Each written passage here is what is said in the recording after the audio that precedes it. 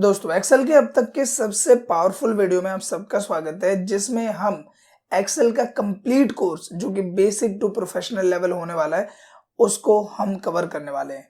Guys, इस video में जैसे इंस्टीट्यूट में आपको एक्सेल का कोर्स कवर कराया जाएगा, सेम उसी तरीके से एक्सेल के क्या बेसिक्स है, क्या फॉर्मूला पैटर्न्स है और जॉब क्राइटेरियाज में आपको किन किन टर्म्स को कैसे एक्सप्लेन और यूज करना है, वो सब कुछ इस एक सिंगल वीडियो में हम कवर करने वाले हैं।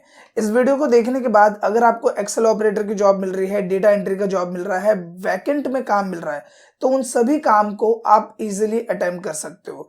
और जो लोग ऑलरेडी एक्सेल सीख चुके हैं उनके लिए भी इस वीडियो में कुछ सरप्राइजेस होने वाले हैं। अब इस वीडियो को स्टार्ट करने से पहले आपसे एक छोटी सी रिक्वेस्ट है। जैसे कि आपको पता है कि वीडियो का लेंथ काफी ज्यादा लंबा है और इस वीडियो को बनाने में भी काफी ज्यादा मेहनत लग रही है। आपसे बस इतनी सी रिक्वेस्ट है कि अगर ये वीडियो आपके लिए यूजफुल लगे, आपको ये वीडियो अच्छी लगे, तो प्लीज इस वीडियो को लाइक करें, शेयर करें और एक कमेंट करके अपना रिस्पॉन्स जरूर छोड़ें। तो बिना किसी देरी के शुरू करते हैं इस वीडियो को। अब नॉर्मली आ जाते हैं कंप्यूटर स्क्रीन पे और यहाँ पे हम बिल्कुल बेस टू बेस स्टार्ट करने वाले हैं, बिल्कुल स्टार्टिंग पोर्शन से। सबसे पहले जो स्क्रीन है ये है डेस्कटॉप और यहाँ पे अगर मैं बात करूँ एक्सेल स्टार्ट करने की, तो आप इसे कैसे स्टार्ट करोगे। मैं यहाँ पे दो ट्रिक आपको बताने वाला हूँ। सबसे पहला टर्म क्या है कि आपके पास ये जो सर्च ऑप्शन होता है, सिंपल आप इसमें जाओ और यहाँ पे सिंपल टाइप करो एक्सेल।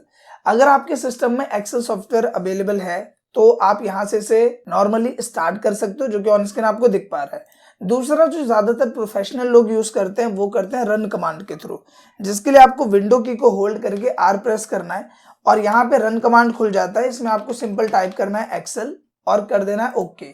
जैसे आप ओके करते हो, एक्सेल सॉफ्टवेयर का जो फर्स्ट इंटरफेस है वो आपके सामने आ जाता है। अब ये जो एक्सेल का प्रीव्यू आप देख रहे हो ये है ऑफिस 2019 का। हमेशा ध्यान रहे कि आप जो ऑफिस अभी यूज कर रहे हो वो अभी के हिसाब से ऑन डिमांड है या नहीं। कहने का मतलब कहीं ऐसा तो नहीं आप आज की डेट में ऑफिस 2003 या ऑफिस 2007 यूज कर रहे हो। बिलीव मी गाइज, अगर आप किसी इंस्टीट्यूट में सीख रहे हो और वहां पे आपको 2003 या 2007 सिखाया जा रहा है, तो वहां पे सीधा बोलो कि हमें अपडेटेड ऑफिस वर्जन 2016 या 2019 सीखना है, नहीं तो आपको जॉब प्रोफाइल में बहुत ज्यादा दिक्कत आएगी। अब यहाँ पे अभी जो हम पूरा ट्यूटोरियल देखने वाले हैं वो है ऑफिस 2019 पे, जिसका सबसे बड़ा फायदा ये है कि अगर अभी आप ऑफिस 2016 यूज करते हो, 2019 यूज करते हो, इवन अगर प्रीवियस वर्जन भी यूज करते हो, तो भी आपको इस वर्जन की वजह से उन सब के कमांड ऑलरेडी आ जाएंगे। अगर ऐसा होता कि मैं आपको ऑफिस 2007 पे ये सारा कुछ सिखा रहा होता तो आप 2016 या 19 के जो टूल्स है उनको यूज नहीं कर पाते, बट क्योंकि हम 2019 में सीख रहे हैं तो इसके जितने भी प्रीवियस वर्जन्स हैं उन सबके टूल्स को यूज करना आपको इजीली आ जाएगा। अब सबसे पहले बात करते हैं इस फर्स्ट वेलकम स्क्रीन की। देखो यहाँ पे नॉर्मली आपको कुछ ऑप्शंस मिल जाते हैं, जैसे होम, न्यू और ओपन। अगर आप नई वर्कशीट लेना चाह रहे हैं तो आप न्यू पे क्लिक करोगे और कोई पहले से सेव्ड वर्कशीट है तो उसे खोलने के लिए हम ओपन का यूज करते हैं। रिसेंटली जो फाइल्स मैंने खोली हुई थी जिन पे मैं काम कर रहा था उनका एक रिसेंट प्रीव्यू मुझे यहाँ पे नजर आ रहा है। इसके साथ ही एक ऑप्शन आ रहा है यहाँ पे ब्लैंक वर्कबुक का और उसके साथ ही कुछ बने बनाए टेम्पलेट मुझे यहाँ नजर आ रहे हैं। इसका यूज ज्यादातर तब किया जाता है जब आपको थोड़ी मेहनत कम करनी है और आप बने बनाए टेम्पलेट से ही अपना फॉर्मेट वहां से चुन लेते हैं। तो अभी इन सब चीजों को हम स्किप करते हैं और सिंपल आते हैं बिल्कुल स्टार्टिंग से, जो कि है ब्लैंक वर्कबुक। अब जैसे आप ब्लैंक वर्कबुक पे क्लिक करते हो तो नॉर्मली आपके सामने इस तरीके से एक वर्कबुक या फिर एक एक्सेल फाइल आ जाती है।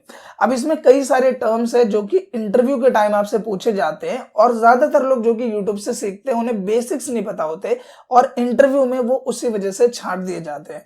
कहने का मतलब अगर मैं बोलूं कि इस ऊपर वाले सेक्शन को क्या बोलते हैं, मिड सेक्शन को क्या बोलते हैं, इसे क्या बोलते हैं, इसे क्या बोलते हैं, इसे क्या बोलते हैं, तो हो सकता है कि आप कंफ्यूज हो जाओ। और बिलीव मी गाइस, इंटरव्यू में इन्हीं सब टर्म्स को ज्यादा कंसीडर किया जाता है क्योंकि उससे तो आपसे सवाल पूछने हैं। तो सबसे पहले जो ऊपर वाला ये सेक्शन है इसको बोला जाता है टाइटल बार। ये जो आप देख रहे हो बुक 1 एक्सेल, ये क्या होता है, टाइटल बार। इसके बाद ये जितने भी आपको यहाँ पे नजर आ रहे हैं इन्हें बोला जाता है टूल्स। और ये जो सेक्शन है file, home, insert, page layout, formula, ये जो पूरा सेक्शन है इसको बोला जाता है मेन्यू बार। इन हर एक मेन्यू बार में आपको मल्टीपल टूल्स मिलते हैं। जैसे होम की बात करें तो इसमें मल्टीपल टूल्स है, इंसर्ट की बात करें तो इसमें मल्टीपल टूल्स है, पेज लेआउट, फॉर्मूला, तो सब में आपको मल्टीपल टूल्स मिलते हैं। इसके बाद नेक्स्ट टर्म आता है B3। यहाँ पे आप देख रहे हो B3 लिखा हुआ है, तो ये क्या है B3 एक्चुअल में। देखो यहाँ पे आपकी जो एक्सेल फाइल है इसमें आपको डब्बे नजर आ रहे हैं, ऐसे ऐसे डब्बे नजर आ रहे हैं। तो यहाँ पे अगर हम किसी भी डब्बे यानी बॉक्स की बात करें तो इसे बोला जाता है सेल। क्या बोलते हैं? CELL, cell. और अगर हम बात करें एक सेल की तो दो चीजों का कॉम्बिनेशन है। एक है ये कॉलम, ये जो ऊपर वाला सेक्शन है इसको हम कॉलम बोलते हैं ऐसे, और ये होता है रो। तो अगर मैं इस बॉक्स की बात करूं तो ये दो टर्म का कॉम्बिनेशन है, एक है कॉलम डी और एक है रो 4। तो इसका एक नाम मैं क्या बोल सकता हूं? D4। अगर मैंने यहां पे लिखा तो ये दो का कॉम्बिनेशन है B2, देखो कॉलम B और रो 2, तो इसका नाम क्या हो गया? B2। तो ये बेसिकली जो नेम बॉक्स होता है ये बताता है कि अभी आप कौन से सेल पर वर्क कर रहे हो। जैसे मैं अभी यहाँ पे हूं तो इस सेल का नाम क्या है? D3। यहाँ पे हूं तो इस सेल का नाम क्या है? C4। नेक्स्ट हम यहाँ पे आता है फॉर्मूला बार। फॉर्मूला बार दो केसेस में यूज किया जाता है। एक, जब आपको कोई फॉर्मूला इंसर्ट करना हो, नंबर 1। दूसरा, अगर आप सेल में कोई काम कर रहे हो और उसे आप फॉर्मूला बार के थ्रू मैनेज करना चाह रहे हो तो भी आप फॉर्मूला बार का यूज कर सकते हो। अगर आप कंफ्यूज हो रहे हो तो मैं एक एग्जांपल से आपको क्लियर करता हूं। जैसे अभी ये सेल है तो या तो मैं यहां से टाइप करूं तो भी मैं इसमें काम कर पा रहा हूं, और मान लो कि अगर मैं यहाँ पे हूं और मैं यहाँ फॉर्मूले बार में आके कुछ लिखता हूं तो वो भी ऑटोमेटिकली उसी में लिखा जाएगा। तो जब आप कभी वी लुकअप या फिर कुछ बड़े फॉर्मूलाज पे वर्क करते हो तो उस टाइम पे आपको फॉर्मूला बार में इस तरीके से हेल्प लेनी पड़ती है। यहां तक क्लियर? अब आते हैं नेक्स्ट टर्म पे, जो कि एक बहुत ही कॉमन क्वेश्चन है जो कि इंटरव्यू में सबसे ज्यादा पूछा जाता है कि रो और कॉलम क्या है? Define row and column in Excel. So इसका आंसर क्या होगा? आंसर है a alphabetic bar in Excel sheet is column and a numeric bar in Excel sheet is row। मतलब ये जो आप देख रहे हो A, ये क्या है? कॉलम है। B क्या है? कॉलम है। C क्या है? कॉलम है। और ये जो 1 2 3 ये सब क्या है? रो। तो जो ये हमारा अल्फाबेटिक बार है ये है कॉलम, और ये जो हमारा न्यूमेरिक बार है ये क्या है? रो। जैसे आप इसका जवाब दोगे आपसे एक और सवाल पूछा जाएगा कि ठीक है आपने बताया रो ये है, कॉलम ये है, अब मुझे ये बताओ कि एक एक्सेल शीट में कितने कॉलम होते हैं और कितने रो होते हैं। अभी स्क्रीन पे आप ध्यान दोगे तो आपको क्या दिखाई देगा कि ABCDEF जे तक दिखाई दे रहा है। फिर मैं आगे बढ़ता हूं तो आगे आप बढ़ते जाओगे तो जैसे आपके Z खत्म हो जाएगा फिर दूसरा फॉर्मेट चालू हो जाएगा, और आप आगे जाते जाओ आप थक जाओगे, लेकिन ये रेंज खत्म नहीं होगी। तो आप क्या बताओगे टोटल कितने कॉलम्स है, या फिर ये जो 1 2 3 4 की गिनती है ये टोटल कितनी है? तो ये आप कैसे बताओगे? तो ये एक बहुत ही इंपॉर्टेंट टर्म है, तो इसका जवाब ढूंढना बहुत आसान है। आपको ऊपर में सेक्शन दिख रहा है यहाँ पे, ये A और 1 के बीच में, यहाँ पे जैसे आप क्लिक करोगे पूरी एक्सेल शीट सेलेक्ट हो जाएगी, और यहाँ पे ऊपर आप देखोगे आपको एक नंबर दिख रहा है यहाँ पे, तो 10,48,576 R लिखा है। R मतलब रो, यानी कि जो 1 2 3 की गिनती देख रहे हो आप इसको नीचे करते जाओगे तो ये है टोटल 10,48,576।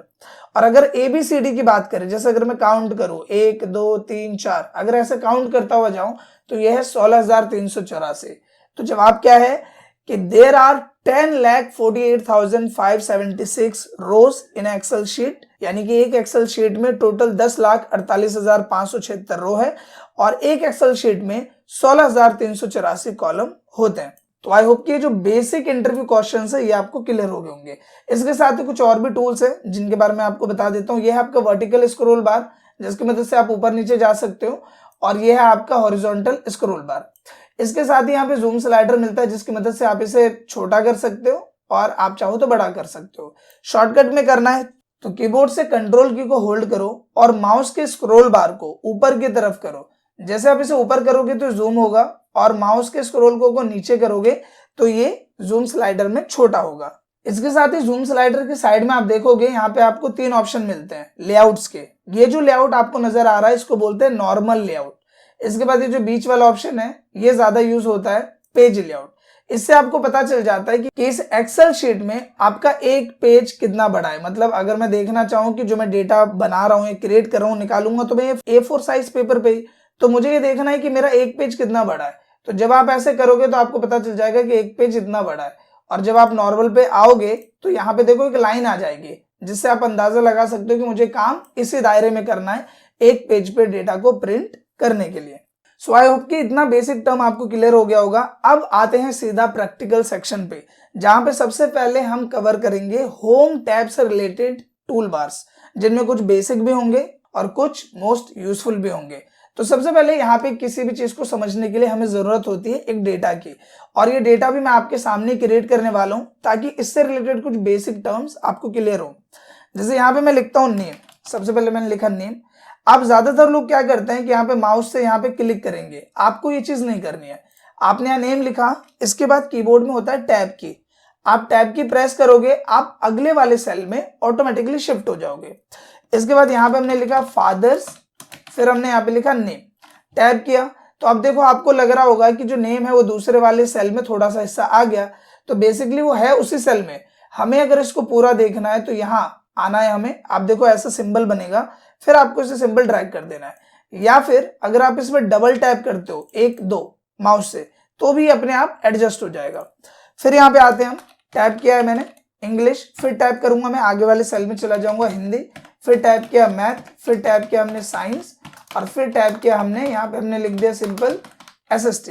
ठीक है, इसके बाद मैं कुछ नाम यहाँ पे लिख देता हूँ, जैसे मैंने लिखा राजेश, महेश, सुरेश, नरेश, हर्ष, निशान, मैंने कुछ नाम लिख दिए। फादर्स नेम लिख देते हैं यहाँ पे मिस्टर मोहन,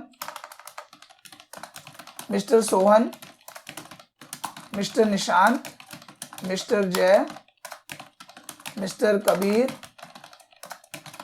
मिस्टर अर्नव, हमने लिखा। अब मार्क्स डाल देते हैं यहाँ पे, तो हमने डाला 45, 65, 85, 74, 65। अब यहाँ पे नॉर्मली आप देख पा रहे हो कि मैंने एक डेटा प्रिपेयर किया हुआ है, लेकिन क्या ये डेटा आपको स्टाइलिश या अट्रैक्टिव लग रहा है? नहीं लग रहा। तो ज्यादातर क्या होता है कि जो हमारा एक बेसिक फॉर्मेट हम क्रिएट करते हैं उसमें हमें जरूरत पड़ती है होम टैब के इस फॉन्ट सेक्शन की और इस अलाइनमेंट सेक्शन की। सबसे पहले तो मैं इस पूरे रेंज को ऐसे सेलेक्ट करता हूं। देखो ध्यान रहे, जब आप यहाँ पे जाते हो तो इस तरीके से एक प्लस का सिंबल आता है, आप सिंपली लेफ्ट क्लिक से होल्ड करोगे और जैसे इसे खींचोगे आगे की तरफ तो आप देखोगे ये पूरा का पूरा सेलेक्ट हो जाएगा। सेलेक्ट होने के बाद जब आप इस लाइन पे लेके जाओगे, देखो अभी सिंबल आ रहा है मोटा प्लस, जब मैं इस लाइन पे लेके जा रहा हूं तो ये डायरेक्शन सिंबल आ गया।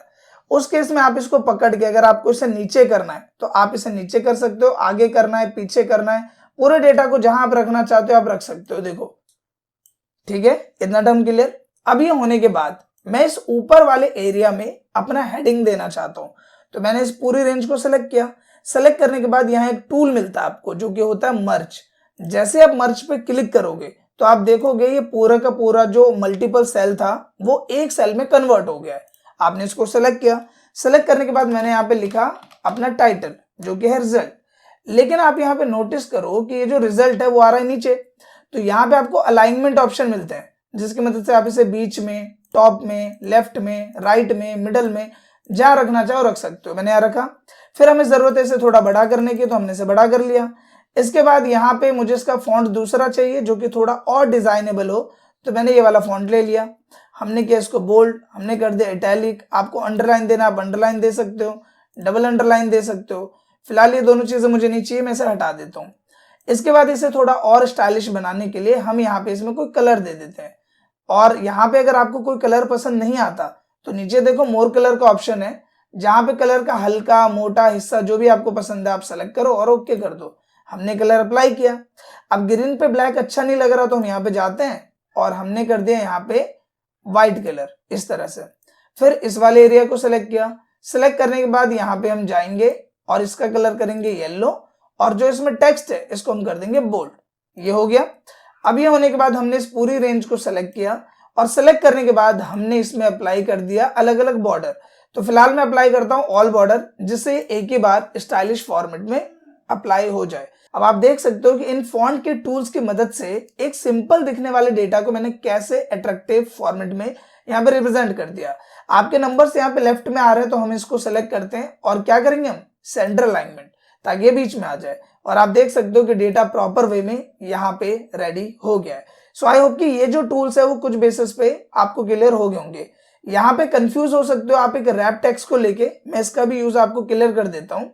कई बार आप नोटिस करते हो कि हमें जगह कम चाहिए, मतलब फादर्स नेम में चाहता हूं कि इससे ज्यादा जगह ना ले, जो भी आए इसी में आए। अब नेम का एम तो आगे चला गया, तो मैं इसको सेलेक्ट करके कर देता हूँ रैप टेक्स्ट। रैप से क्या होगा, ये ऑटोमेटिकली उसी सेल के साइज के हिसाब से एडजस्ट हो जाएगा। फिर हमने इसको सेलेक्ट किया और हमने कर दिया यहाँ पे क्या टॉप अलाइनमेंट, और हमने किया सेंटर अलाइनमेंट। ये आ गया फॉर्मेट में। तो इस तरीके से आप रैप टेक्स्ट का यूज कर सकते हो अगर आप चाहते हो कि सेल में ही रो बड़ी हो जाए लेकिन डेटा आ जाए। आपने अपने 10th या 12th के सर्टिफिकेट्स वगैरह में भी देखा होगा कि फादर्स नेम इस फॉर्मेट में आता है। तो इस तरीके से हम इसका यूज करते हैं। सो आई होप कि इतना टर्म आपको क्लियर हो गया होगा। अब इसके बाद आते हैं नेक्स्ट टर्म पे जो कि है स्टाइल सेक्शन, जिसमें सबसे पहला ऑप्शन मिलता है कंडीशनल फॉर्मेटिंग। और ये बहुत ही ज्यादा इंपॉर्टेंट है और इसका यूज भी बहुत ही ज्यादा स्पेशल है, लेकिन इसे समझने के लिए हम किसी दूसरे प्रैक्टिकल का यूज करते हैं जिसमें आपको इसे समझना ज्यादा आसान हो जाए। तो मैं यहाँ पे आता हूँ अपनी दूसरी शीट पे और यहाँ पे आप देखोगे कि मैंने एक डेटा क्रिएट किया हुआ है बड़े सिंपल वे में, जहाँ पे कुछ सेल्समैन के नाम है, साथ ही यहाँ पे अलग अलग डिपार्टमेंट है जैसे ग्रोसरी, गारमेंट, इलेक्ट्रॉनिक्स। तीसरा टर्म है स्टेट, जिसमें अलग अलग स्टेट है, उत्तर प्रदेश, दिल्ली, बिहार, महाराष्ट्र, और उनकी सेल्स है। अब इनमें कई सारे सवाल आ सकते हैं। सबसे पहला सवाल यह आ सकता है कि मुझे सिर्फ उन लोग का डेटा देखना है जिन्होंने 30,000 से ऊपर की सेल की है। तो आप एक एक करके अगर चेक करोगे तो आपका काफी टाइम जाएगा। तो यहाँ पे कंडीशनल फॉर्मेटिंग का हम फायदा उठा सकते हैं। आप इसमें जाओ और सबसे पहला ऑप्शन क्या मिलता है आपको, हाईलाइट सेल्स रूल्स। इसमें सबसे पहला ऑप्शन है ग्रेटर देन, हमने इस पे क्लिक किया और मैं यहाँ पे बोलता हूं कि मुझे किसका डेटा देखना है। तो मैंने बोला कि सिर्फ उनका डेटा देखना है जो कि 30,000 से ज्यादा है। पर ये डेटा है किसका, सेल्स का। तो सबसे पहले आप यहाँ पे आओ और सेल्स वाली रेंज को पूरा सेलेक्ट करो।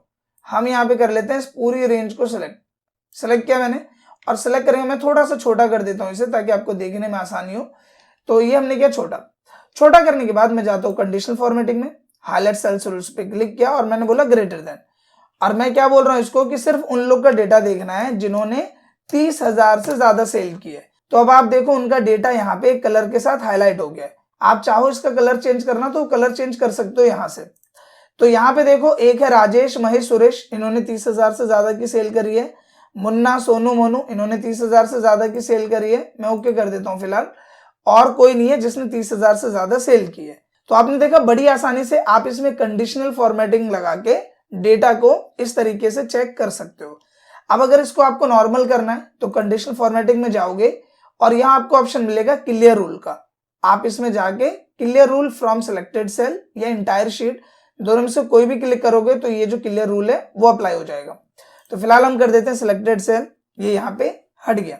अब जैसे आपने देखा कि मुझे ये देखना था कि 30,000 से ज्यादा जिसने सेल करी है उसका डेटा आ जाए, उसी तरीके से मान लो आपसे ये बोला जाए कि भाई मुझे ये बताओ कि वो लोग कौन है जिन्होंने 20,000 से भी कम की सेल करी है, मुझे उन्हें जॉब से निकालना है। तो उसके लिए आप क्या करोगे, आप लेस देन में जाओगे। जाने के बाद यहाँ पे क्या करेंगे हम 20,000। जैसे मैंने 20,000 किया, आप देख रहे हो जिन जिन लोग का डेटा 20,000 से कम है उनका डेटा यहाँ पे हाईलाइट हो गया है। अब अगर इसे भी हमें हटाना है तो हम क्या करेंगे, हम यहाँ पे जाते हैं और कंडीशनल फॉर्मेटिंग में जाके क्लियर रूल किया और clear rule from selected cell हमने इस पे अप्लाई कर दिया। अब आते हैं नेक्स्ट टर्म पे जो कि है बिटवीन और इक्वल टू। बिटवीन का मतलब दो नंबरों के बीच में, मतलब अगर आपको ये देखना है कि 50,000 से 30,000 के बीच में कौन कौन लोग हैं जिन्होंने सेल किया तो आप बिटवीन यूज करोगे। अगर आपको कोई एग्जैक्ट वैल्यू देखना है कि मेरे को सिर्फ ये देखना है कि 50,000 की सेल किसने करी है, तो आप इक्वल टू डालो और उसमें जो भी वैल्यू डालोगे वो यहाँ पे आ जाएगा। तो ये बिटवीन और इक्वल टू ये आपका टास्क है, ये आपको खुद ही करना है। अब आते हैं नेक्स्ट टर्म पे, और टेक्स्ट दैट कंटेन्स, इसका क्या मतलब है।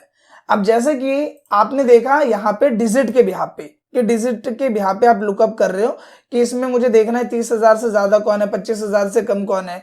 लेकिन अगर टेक्स्ट के बिहाफ पे देखे तो मैं बोलूं कि मुझे सिर्फ उनका डेटा हाईलाइट करना है जो कि ग्रोसरी डिपार्टमेंट है, या सिर्फ उनका डेटा हाईलाइट करना है जो कि दिल्ली डिपार्टमेंट है। तो आप क्या करोगे, पूरी रेंज को किया सेलेक्ट इस तरीके से, और सेलेक्ट करने के बाद यहाँ पे जाओ टेक्स्ट दैट कंटेन पे आप क्लिक कर दो। क्लिक करने के बाद आपको सिंपल यहाँ पे वो वैल्यू लिखना है, जैसे मुझे यहाँ पे लिखना है गारमेंट्स, कि सिर्फ गारमेंट्स का जो वैल्यू है वो हाईलाइट कर दो। तो आप देखोगे गारमेंट्स की वैल्यू यहाँ पे हाईलाइट हो गई है। सो आई होप कि टेक्स्ट दैट कंटेन का भी आप कैसे यूज करोगे वो आपको क्लियर हो गया हो। सो सिंपली हमने क्या किया, यहाँ पे गए और इस तरीके से हमें जो भी वैल्यू को ढूंढना है वो हमने यहाँ पे अप्लाई कर दिया। फिर क्लियर रूल में जाके इसे कर देते हैं।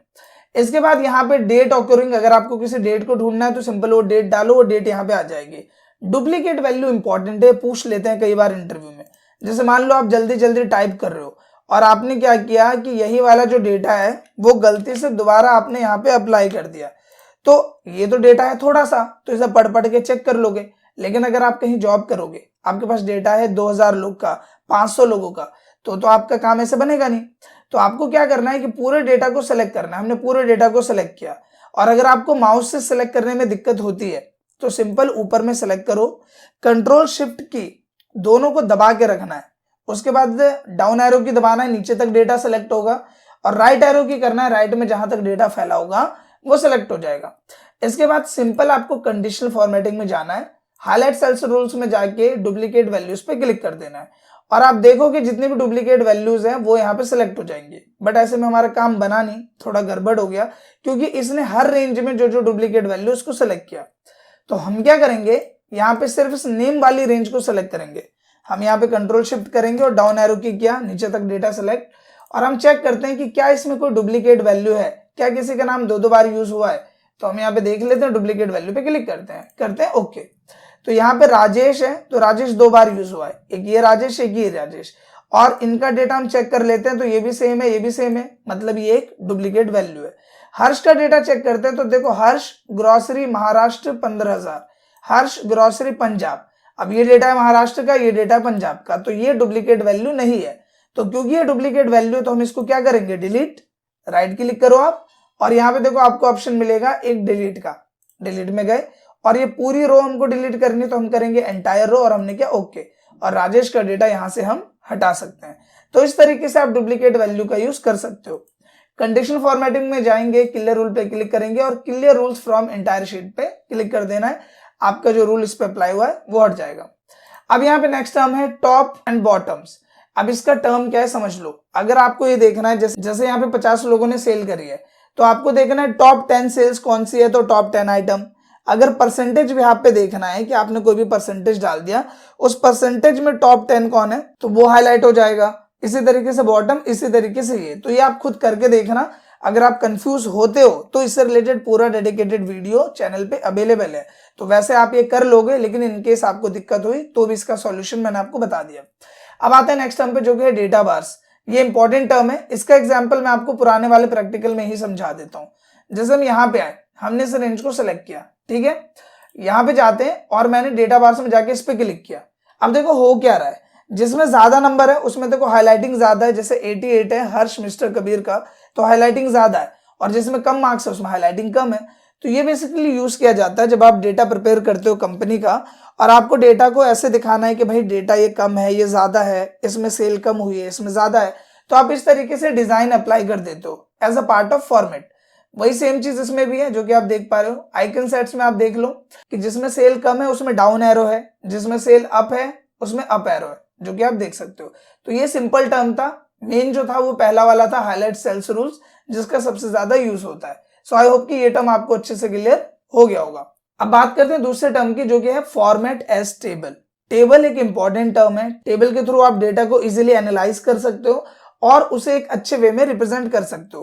कहने का मतलब जैसे ये हमारा एक डेटा है, हमने इसको सिलेक्ट किया, कंट्रोल शिफ्ट डाउन एरो की करेंगे, नीचे तक डेटा सिलेक्ट, राइट एरो की किया, राइट तक डेटा सिलेक्ट करने के बाद फॉर्मेट एज टेबल पे गए, और यहाँ जाने के बाद जो भी आपको फॉर्मेट अच्छा लगता है, देखो मल्टीपल फॉर्मेट है, जो भी अच्छा लग रहा है आप उसको सेलेक्ट करो और कर दो ओके। जैसे आप ओके करोगे आप देखोगे कि उस पर फॉर्मेट अप्लाई हो गया है और टेबल से रिलेटेड जितने भी टूल्स है वो आपको मिल जाएंगे। फिलहाल इस पे जो कलर अप्लाई है मैं उसको नॉर्मल कर देता हूं, यहाँ पे जाके ये किया तो टेबल से रिलेटेड जो कलर है वो यहाँ पे आ जाएगा। आप देखो अगर मैं इसको चेंज करता हूं तो मल्टीपल ऑप्शन है मेरे पास, जो भी चाहिए वो ले लेते हैं। फिलहाल इसमें जो यूज होने वाला पोर्शन है मैं वो आपको समझाता हूँ। देखो अभी जैसे यहाँ पे आप देखोगे तो यहाँ पे डेटा है ग्रोसरी का, इलेक्ट्रॉनिक का, गारमेंट्स का, कई सारा डेटा है। तो जब आप इस पे क्लिक करोगे, ये जो ऑप्शन आपको दिख रहा है, क्लिक किया, इसमें आपको तीनों डिपार्टमेंट्स का ऑप्शन मिलता है, इलेक्ट्रॉनिक, गारमेंट, ग्रोसरी। मेरा सवाल ये है या आपके सीनियर का सवाल ये है कि मुझे सिर्फ और सिर्फ ग्रोसरी का डेटा देखना है। तो आप क्या करोगे, सेलेक्ट ऑल पे चेक है, इस पे क्लिक कर दो। जैसे क्लिक करोगे सब कुछ यहां से हट जाएगा और सिर्फ सिलेक्ट करो ग्रोसरी पे और कर दो ओके। अब देखो सबका डेटा यहां से गायब और आपके सामने सिर्फ किसका डेटा आ गया, ग्रोसरी का। तो अब आपको सीनियर को जो जो बताना है कि सर ग्रोसरी की सेल राजेश, हर्ष, ब्रजेश, कपिल इन लोगों ने की है और ये सेल्स इसका हुआ है। कितना आसान हो गया। और यहाँ पे हमें एक सिंबल दिख रहा है जिससे हमें पता चल रहा है कि फिल्टर हमने किस पे अप्लाई किया, डिपार्टमेंट पे। आप इस पे जाओ और जाने के बाद क्लियर फिल्टर पे क्लिक कर दो, ये पहले की तरह नॉर्मल हो जाएगा। सेम इसी तरीके से आपको स्टेट के बिहाफ पे देखना, आप इस पे गए और यहाँ जाने के बाद आपने सिंपल क्या किया, इस सिलेक्ट ऑल पे क्लिक और फिर यहाँ पे मैंने सेलेक्ट किया बिहार और किया ओके, तो सिर्फ और सिर्फ बिहार का डेटा यहाँ पे आ गया। फॉर्मेटिंग हटानी है, यहाँ पे जाएंगे क्लियर फिल्टर करके हमने ओके कर दिया। इसके अलावा इसका एक और फायदा है, फायदा क्या है, जैसे सेल्स है तो सेल्स कहीं 50,000 कहीं 40,000, मान लो आपका ऑफिसर या सीनियर आपसे ये बोलता है कि भाई ऐसा करो कि सेल मुझे दिखाओ असेंडिंग ऑर्डर में, कि जिसकी सेल कम है उसका पहले आ जाए, फिर उससे ज्यादा, फिर उससे ज्यादा, फिर उससे ज्यादा, या फिर डिक्रीजिंग फॉर्मेट में दिखा दो कि जो उसने सबसे ज्यादा सेल किया वो टॉप में, उससे कम वो नीचे, फिर उससे कम वो नीचे, फिर उससे कम वो नीचे।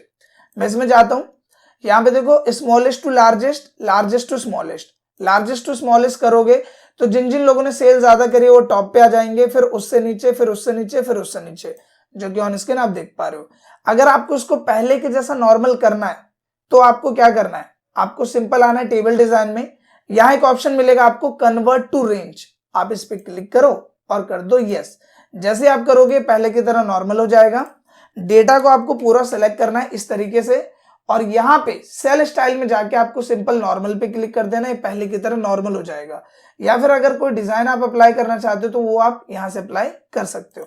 अब यहाँ पे जैसे स्टाइल खत्म हुआ होगा आप सबके दिमाग में आ रहा होगा, अब हम करेंगे सेल टर्म। तो इसमें जो यूजेबल टर्म है, क्योंकि देखो एक्सेल में बहुत सारे टूल्स है, इतने टूल्स है कि 15-20 घंटे की भी वीडियो बना दी जाए तब भी उसका कोई ना कोई टूल छूटेगा ही।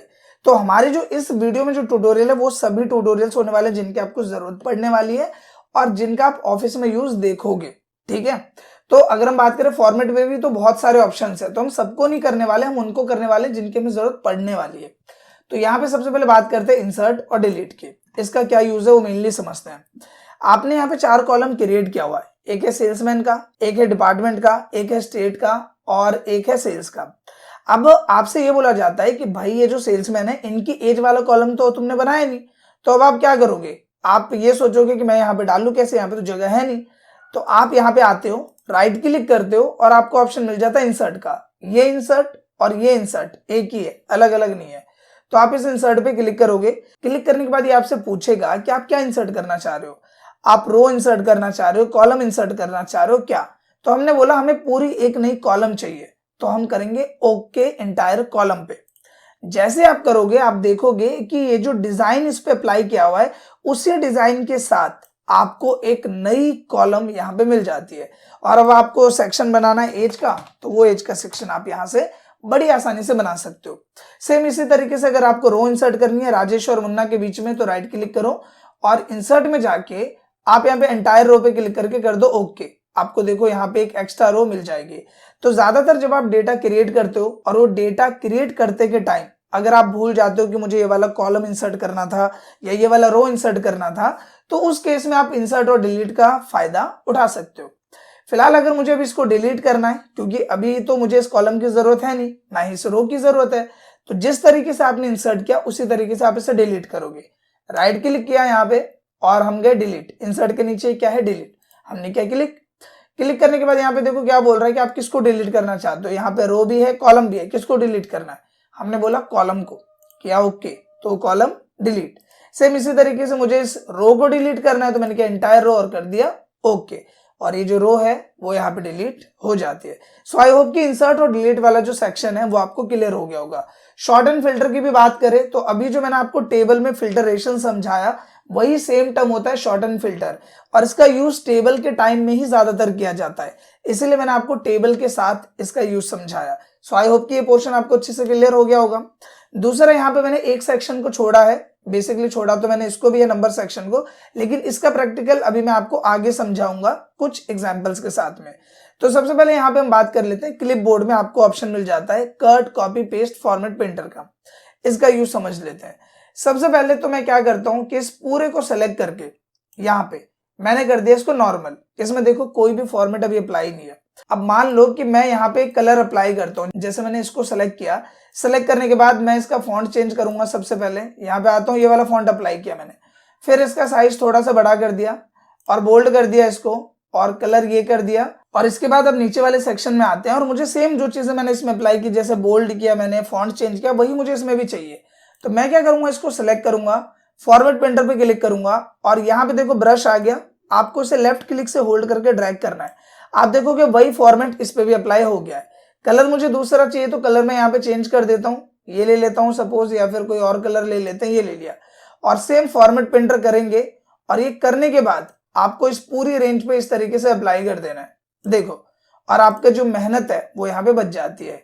अगर मान लो आप किसी एक पे अप्लाई करते हो, हमने इसको सेलेक्ट किया, हमने क्या बोल्ड हटा दिया और यही फॉर्मेट मुझे सब पे अप्लाई करना है, तो फॉर्मेट पेंटर किया, उस फॉर्मेट पेंटर को उठाया और फिर इसने पूरे पे रेंज पे वो जो डेटा है वो यहाँ पे अप्लाई कर दिया। तो इस तरीके से आप फॉर्मेट पेंटर का यूज कर सकते हो। एंड आई होप कि कट कॉपी पेस्ट का यूज तो आपको अच्छे से आता होगा, फिर भी मैं एक बार बता देता हूँ। अगर मुझे यही डेटा एक बार और चाहिए प्रैक्टिस करने के लिए, तो मैं क्या करूंगा, कंट्रोल शिफ्ट होल्ड किया, डाउन एरो की किया, नीचे तक डेटा सेलेक्ट, राइट एरो की किया, राइट तक डेटा सेलेक्ट, कॉपी किया, नई शीट पे डेटा चाहिए तो यहाँ पे देखो नई शीट लेने के लिए आपको ऑप्शन मिलता है, हम इस पे क्लिक करते हैं, एक बिल्कुल फ्रेश शीट आ जाएगी। यहाँ पे सिंपल आपको पेस्ट कर देना है, वो डेटा यहाँ पे आ जाएगा जो कि ऑन स्क्रीन आप देख पा रहे हो। इसके अलावा अगर मुझे इस डेटा को उठा के यहाँ पे रखना है तो आप इसको कट कर दो, यहाँ से यहाँ पे आके पेस्ट कर दो तो वो डेटा वहां से हटके वहां आ जाएगा। यहाँ से हटाना है, कट किया, यहाँ पे लाना है, पेस्ट कर दिया और ये डेटा यहाँ पे आ जाएगा। सो होम टैब से रिलेटेड जितने भी इंपॉर्टेंट टूल बार्स थे वो हमारे यहाँ पे फिनिश हो चुके हैं। और अब जो सेक्शन हम कवर अप करने वाले हैं वो है इंसर्ट। और इंसर्ट में जो हम सबसे पहले शुरुआत करेंगे वो है पाइवट टेबल से। गाइस, इंटरव्यू में सबसे ज्यादा कंसीडर किया जाता है पाइवट टेबल, क्योंकि अगर आपके पास एक लॉन्ग रेंज ऑफ डेटा है और उस डेटा को आपको समराइज करना है बड़े आसान तरीके से, तो पाइवट टेबल से बेस्ट ऑप्शन कुछ और नहीं हो सकता। तो पाइवट टेबल हम यहाँ पे शुरुआत करेंगे। टेबल तो आई होप कि आप समझ ही गए, टेबल अभी हमने लिया था, तो टेबल और ये टेबल सेम ही है, कुछ ज्यादा फर्क नहीं है। तो यहाँ पे शुरुआत करते हैं पाइवट टेबल से, फिर आगे के ऑप्शंस पे मूव ऑन करेंगे। अब देखो, पाइवट टेबल इतना ज्यादा पॉपुलर या फिर इसका यूज इतना क्यों पड़ता है, पहले इस टर्म को हम अच्छे से समझ लेते हैं। नॉर्मली आप स्क्रीन पे देखो, यहाँ पे आपको डेटा नजर आ रहा है जिसमें एम्प्लॉय की ID, date, salesman, product, quantity, department, state, sales, काफी कुछ है। अब जब भी बात आती है इतने बड़े डेटा की, तो इस बड़े डेटा में काफी सारे पॉइंट्स आते हैं। जैसे मान लो आपका सीनियर आया, उसने बोला कि मुझे इतना सब कुछ नहीं चाहिए, मुझे सिर्फ एम्प्लॉय की आईडी, डिपार्टमेंट और उसने कितनी सेल्स की है, बस मुझे ये ही चाहिए। तो अब इतने बड़े डेटा में आप कैसे समराइज करोगे? या फिर इसके अदर में भी कुछ ऑप्शन हो सकते हैं। डेटा ये आपका वर्टिकल फॉर्म में है, आप डेटा हॉरिजॉन्टल फॉर्म में रिप्रेजेंट करना चाह रहे हो, तो ऐसे कई सारी चीजें हैं। स्पेशली जब डेटा आपके पास बड़ा है और उस डेटा को आपको समराइज करना है अलग अलग बेसिस पे, तो पाइवट टेबल का यूज किया जाता है। अब यहाँ पे पाइवट टेबल अप्लाई कैसे होता है? सबसे पहले तो आपको पूरे डेटा को सेलेक्ट करना होगा, कंट्रोल शिफ्ट किया और डाउन एरो की किया, नीचे तक डेटा सेलेक्ट, राइट एरो की किया, राइट तक डेटा सेलेक्ट। डेटा सेलेक्ट होने के बाद सिंपल आपको पाइवट टेबल पे सिंगल क्लिक करना है। आप सिंगल क्लिक करोगे, यहाँ पे आपको ऑप्शन मिलेगा न्यू वर्कशीट का, एग्जिस्टिंग वर्कशीट का। ये पूछ रहा है कि आप जो पाइवट टेबल इस डेटा पे अप्लाई कर रहे हो, ये इसी वर्कशीट पे अप्लाई करना है या फिर नई वर्कशीट पे करना है। तो हमेशा आप नई वर्कशीट पे अप्लाई करना। क्यों? क्योंकि ये डेटा आपका बैकअप है और नई वर्कशीट पे आप अप्लाई करोगे तो उसे अप्लाई करना भी आसान होता है और समझना भी आसान होता है। तो हम नई वर्कशीट पे क्लिक करके हम कर देंगे ओके। जैसे मैं ओके करूंगा, यहाँ पे ब्लैंक इस तरीके से शीट आ जाएगी। पाइवट टेबल का थोड़ा सा डेमो आएगा और एक आता है पाइवट टेबल फील्ड, कुछ इस तरीके से। और अभी तो मैंने इसमें थोड़ी सी यूज कर रहा था मैं इसे, इसी वजह से छोटा आ रहा है, नहीं तो आपके में इसे इस वे में आएगा अगर आप पहली बार यूज करते हो तो। अब इनकेस अगर मान लो ये गायब भी हो जाता है, जैसे आपने गलती से इस पे क्लिक कर दिया, तो अब आप सोचते हो ये आएगा कैसे? काफी लोग परेशान होने लग जाते हैं, आएगा कैसे? तो देखो, ये जो पाइवट टेबल वाला सेक्शन, इस पे क्लिक करना, आपको यहाँ पे पाइवट टेबल एनालाइज का टैब मिल जाएगा। यहाँ पे जाना और एक ऑप्शन मिलता है फील्ड लिस्ट का, इस पे जैसे आप क्लिक करोगे तो पाइवट टेबल फील्ड आपका आ जाएगा। अब एक चीज नोटिस करोगे, यहाँ देखो डेटा कितना बड़ा है और यहाँ पे हमारे पास डेटा है ही नहीं। क्यों? क्योंकि यहाँ पे डेटा हम अपने हिसाब से बनाएंगे। जैसे मान लो कि मुझे क्या क्या चाहिए, मेरा जो सीनियर है या सुपरवाइजर वो आता है मेरे पास और बोलता है कि भाई मुझे सिर्फ कुछ लिमिटेड चीजें ही चाहिए। तो सबसे पहले क्या चाहिए, तो मैं यहाँ पे करता हूँ एम्प्लॉय आईडी, जिसको मैं उठा के ले लेता हूँ यहाँ पे रोज में। तो मैंने एम्प्लॉय आईडी इसको लिया, रोज में देखो डेटा आ गया, ऐसे आ गया। इसके बाद उसने क्या क्या प्रोडक्ट सेल किया है, तो प्रोडक्ट सेल करने के बाद मैं ये प्रोडक्ट लेता हूँ और इसको भी ले लेता हूँ रो में। तो ये रो में लिया तो ये इस तरीके से आ गया। या फिर मैं ऐसा करता हूँ कि मैं इसको सेलेक्ट करता हूँ और सेलेक्ट करने के बाद रख लेता हूँ यहाँ पे। तो ये आ गया प्रोडक्ट सेक्शन ऐसे। देख रहे हो डेटा यहाँ पे अलग तरीके से है और यहाँ पे डेटा वैसा है जैसा मैं इसको बनाना चाह रहा हूँ। इसके बाद मैंने यहाँ पे ले लिया डिपार्टमेंट, तो डिपार्टमेंट को मैं उठा के रख लेता हूँ कॉलम में, तो वहीं पे डिपार्टमेंट भी आ जाएगा कि ये जो बैग है वो ये जो कॉलेज बैग है वो बैग डिपार्टमेंट का है। इतना हमने किया। इतना करने के बाद मैं क्या करता हूँ कि मैं इसके सेल्स को उठा के यहाँ डाल देता हूँ वैल्यू वाले सेक्शन में। अब मैं यहाँ पे डालता हूँ तो देखो ये आ गया क्या कि कॉलेज बैग की जो टोटल सेल है वो सिर्फ आईडी नंबर 1018 ने की है, जो कि टोटल है 1 लाख रुपए की। अगर हम बात करें कंप्यूटर की, तो कंप्यूटर की सेल की है 2 लोगों ने, एक है आईडी 1001 और एक है आईडी 1019। इस तरीके से अगर इस डेटा को और पोर्टेबल वे में बनाने की बात करें तो हमने प्रोडक्ट हटाया यहाँ से और हमने डाल दिया डिपार्टमेंट, तो ये थोड़ा और पोर्टेबल वे में आ जाएगा। कि बैग्स की बात करें अगर डिपार्टमेंट बैग की, तो इसमें टोटल सेल हुई है इतनी 1,65,000 की। अगर हम बात करें इलेक्ट्रॉनिक डिपार्टमेंट की तो उसकी टोटल सेल है इतनी। अगर हम बात करें गारमेंट की तो इतनी। और अगर हम सबके टोटल की बात करें तो वो है इतना 12,53,000 का। तो कुल मिला के अगर आप यहाँ देखो तो डेटा एक फिक्स पोर्शन में है, ना आप इसको आगे पीछे कर सकते हो, ना आप इसे समराइज कर सकते हो, कुछ नहीं कर सकते। तो अगर हम पाइवट टेबल की बात करें तो हम जैसा घुमाना चाहें डेटा को वैसा घुमा सकते हैं। जैसे कि आप देखो ये जो डिपार्टमेंट है, अगर मैं उसे उठा के रोज में डाल दूं तो डेटा ये कुछ इस तरीके से आ जाएगा। देख पा रहे हो आप, ये डेटा आ गया कुछ इस तरीके के फॉर्मेट में। और मैं डिपार्टमेंट को उठा के डाल दूं इस फिल्टर वाले सेक्शन में, तो यहाँ पे ये फिल्टर वाले सेक्शन में आ जाएगा। सारे डिपार्टमेंट का डेटा आ रहा है। मैं यहाँ पे जाता हूँ, मैंने बोला मुझे सिर्फ बैग का डेटा देखना है, बैग पे क्लिक किया, ओके किया, तो सिर्फ बैग का डेटा आ गया, वो भी टोटल के साथ। मैं इसको थोड़ा सा बड़ा कर देता हूँ, आपको देखने में आसानी होगी यहाँ पे। इसके साथ ही मैं यहाँ पे जाता हूँ, मैंने किया इलेक्ट्रॉनिक, मैंने किया ओके, तो सिर्फ इलेक्ट्रॉनिक का डेटा आ रहा है। मैंने किया यहीं पे जाके गारमेंट, तो सिर्फ गारमेंट का डेटा आ रहा है।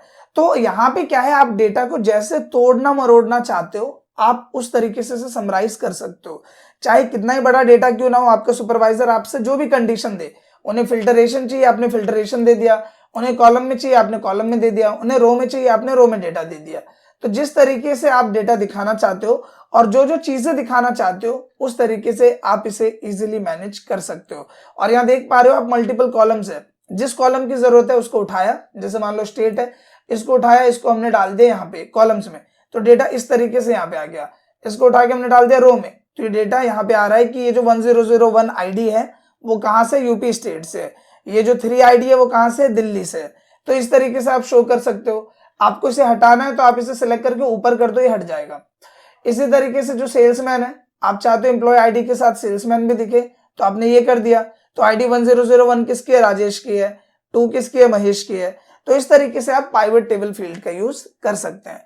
आई होप कि ये जो टर्म है पाइवट टेबल फील्ड का वो आपको क्लियर हो गया होगा और ये क्यों इंपॉर्टेंट है वो भी आपको समझ में आ गया होगा। अब गाइस इससे पहले कि हम आगे बढ़े, मैं आपको बताना चाहूंगा एक कमाल के हार्डवेयर ब्रांड के बारे में जो कि है जियोनिक्स। अगर आप आज के डेट में कंप्यूटर हार्डवेयर कंपोनेंट लेने की सोच रहे हो, चाहे वो रैम हो, हार्ड डिस्क हो, मॉनिटर हो, तो जियोनिक्स एक one of the best option है। अभी रिसेंटली मैंने भी वहां से एक 18.5 इंचेस की एलईडी मॉनिटर मंगवाई है और जिसकी क्वालिटी मुझे काफी ज्यादा पसंद आई। सबसे पहले जब मैंने इसे अनबॉक्स किया तो इसमें जो जो चीजें मिली है मैं उसके बारे में आपको बताता हूँ। सबसे पहला तो इसका स्टाइलिश स्टैंड जो कि काफी अच्छा लुक रिप्रेजेंट करती है। इसके साथ ही इसमें अगर हम बात करें इसे सीपीयू से कनेक्ट करने की, तो आपको यहाँ 2 ऑप्शन मिल जाते हैं। एक मिल जाता है VGA केबल और दूसरा मिल जाता है HDMI केबल। मतलब इसमें आपको VGA पोर्ट भी मिला है और HDMI पोर्ट भी मिल जाता है। इसके बाद जब मैंने इसे प्ले किया तो इसकी जो क्वालिटी है, स्क्रीन क्वालिटी ऑन स्क्रीन आप देख पा रहे होंगे, वो भी काफी ज्यादा मुझे पसंद आई। मतलब अगर मैं बात करूँ 18.5 इंचेस मॉनिटर की, जो कि मेरे पास एक आध और भी है, तो उसके रिस्पेक्ट में मुझे इसकी क्वालिटी काफी ज्यादा अच्छी लगी। और इन सबके साथ इसका जो रिस्पॉन्स टाइम है वो भी काफी ज्यादा अच्छा है। अब देखो जियोनिक्स मैं आपको क्यों रिकमेंड कर रहा हूँ, इसका एक और रीजन भी है। अगर मैं कंपैरिजन करूँ प्राइस के रिस्पेक्ट में या फिर मैं बात करूँ और भी चीजों के रिस्पेक्ट में, जैसे हो गया कस्टमर रिस्पॉन्स या कस्टमर एंगेजमेंट, तो वो सब चीजें भी इसकी बाकी ब्रांड्स के मुकाबले अच्छी है। मतलब अगर आप किसी न्यू ब्रांड से कंपेयर करो तो आपको यहाँ पे प्राइस काफी ज्यादा कम मिल जाएगा उसके रिस्पेक्ट में। इसके साथ ही अगर जियोनिक्स की बात करें तो ये ई-कॉमर्स वेबसाइट पे तो अवेलेबल ही है, साथ ही इसकी अपनी ऑफिशियल वेबसाइट है जहां से जाके भी आप इसके बारे में टोटल और प्रॉपर वे में रिव्यू कर सकते हैं। सो अगर आप भी कंप्यूटर हार्डवेयर कंपोनेंट्स लेने की सोच रहे हो तो Geonix is one of the best option. So go for Geonix. अब यहाँ पे हमारा टेबल सेक्शन तो कवर अप हो गया, बात करते हैं इलस्ट्रेशन सेक्शन की। बहुत ही ज्यादा इजी है, इसमें कुछ बिग स्टफ नहीं है, ये आप बिना मेरी मदद के कर सकते हो, बट मैं फिर भी इसका मतलब आपको बता देता हूँ। कहने का मतलब क्या है कि अगर आपको कोई भी ऑब्जेक्ट लेके आना है अपनी एक्सेल शीट में तो हम इलस्ट्रेशन पार्ट का यूज करते हैं। चाहे वो पिक्चर हो, शेप हो, कोई आइकन हो, कोई स्मार्ट आर्ट हो या स्क्रीनशॉट हो। जैसे मैं पिक्चर पे क्लिक करता हूँ तो आपने अपने डिवाइस में जहां पे भी पिक्चर रखी है हम उसमें जाते हैं। जाने के बाद यहाँ पे मैंने डाउनलोड में पिक्चर रखी है, मैं यहाँ पे आया और मैंने ये वाली इमेज को सिलेक्ट करके इंसर्ट कर दिया। इस तरीके से मैं इसको करता हूँ छोटा, यहाँ पे आ गया तो ये काफी बड़े साइज में आ रहा है तो हम इसको छोटा कर लेते हैं यहाँ पे, और सिंपल इसको हमने छोटा करके यहाँ पे लगा दिया कुछ इस तरीके से। तो सिंपल क्या है कि अगर मान लो मुझे ऑब्जेक्ट दिखाना है डेटा के साथ तो मैं इस तरीके से एक ऑब्जेक्ट यहाँ पे लेके आ जाता हूँ। और जैसे आप इसको लेते हो आपको यहाँ पे एडिटिंग टूल मिल जाते हैं, जैसे इसका करेक्शन, जैसे कि इसकी ब्राइटनेस, कॉन्ट्रास्ट, कलर आपको चेंज करना है आप कलर भी चेंज कर सकते हो, आपको इफेक्ट डालना है तो आप इस तरीके से इफेक्ट डाल सकते हो, ट्रांसपेरेंसी कम ज्यादा करनी है तो वो आप कर सकते हो, देख सकते हो।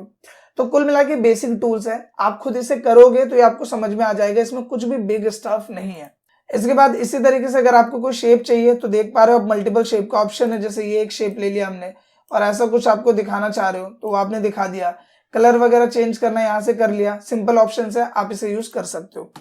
कुल मिला के क्या है कि अगर हमें कोई ऑब्जेक्ट लेना है, चाहे वो शेप हो, पिक्चर हो, कोई स्मार्ट आर्ट हो, कोई 3D मॉडल हो, तो वो भी आप यहाँ से ले सकते हो बहुत ही सिंपल वे में।